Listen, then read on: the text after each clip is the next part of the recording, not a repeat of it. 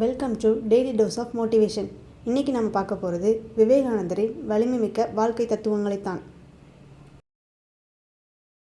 Friends, ஒரு நிமிஷம் யோசித்து பாருங்கள். இன்றைக்கி நீங்கள் உட்கார்ந்துருக்கிற இடம், அணிந்திருக்கும் உடை, ஏன் உங்கள் ஒட்டுமொத்த வாழ்க்கை, இவை அனைத்தும் எங்கேருந்து தொடங்கிச்சு தெரியுமா? இவை எல்லாமே ஒரு சிறிய எண்ணத்திலிருந்து தான் தொடங்கிச்சு. சுவாமி விவேகானந்தர் ஒரு அற்புதமான ரகசியத்தை சொன்னார். அது என்ன தெரியுமா? உன் எண்ணங்களே உன்னை வடிவமைக்கின்றன. நீ வலிமையானவன் என்று உன்னை நீ நம்பினால் அந்த ஆற்றல் உனக்குள் பிறக்கும். ஆனால் இதில் ஒரு முக்கியமான நிபந்தனை இருக்கிறது.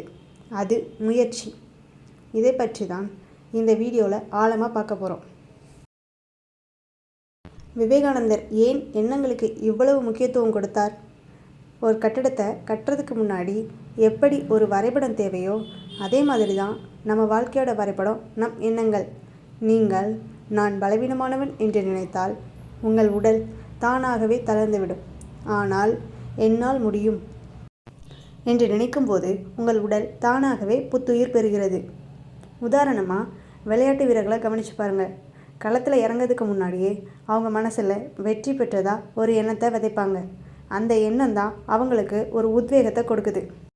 வலிமை எங்கே இருக்கிறது? வலிமை உங்கள் தசைகளில் மட்டுமில்லை, அது உங்கள் நம்பிக்கையில் இருக்கிறது.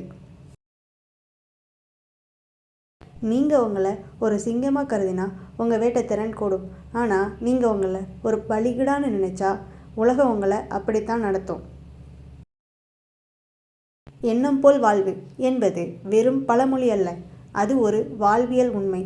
உங்களை நீங்களே தாழ்த்தி கொள்வதுதான் நீங்கள் செய்யும் மிகப்பெரிய பாவம் என்கிறார் விவேகானந்தர். பலர் செய்கிற தவறு என்னன்னா, நான் கோடீஸ்வரனாக வேண்டும் என்று நினைத்து கொண்டே சும்மா அமர்ந்திருப்பது தான். ஆனால் அதற்கான உழைப்பு அவசியம். எண்ணம் என்பது ஒரு விதை என்றால் உழைப்பு என்பது அந்த விதைக்கு ஊற்றப்படும் தண்ணீர்.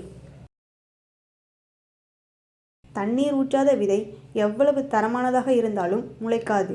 உங்கள் எண்ணங்களுக்கு செயல் வடிவம் கொடுக்கும் போதுதான் அது வலிமையாக மாறுகிறது. எனவே ஃப்ரெண்ட்ஸ், உங்கள் எண்ணங்களை சுத்திகரியுங்கள். என்னால் முடியாது, எனக்கு தகுதி இல்லை போன்ற எதிர்மறை எண்ணங்களை வேரோடு பிடுங்கி எறியுங்கள். நீங்கள் வலிமையானவர் என்று நம்புங்கள். அதற்காக வியர்வை சிந்தி உழையுங்கள். உலகம் உங்கள் காலடியில் இருக்கும்.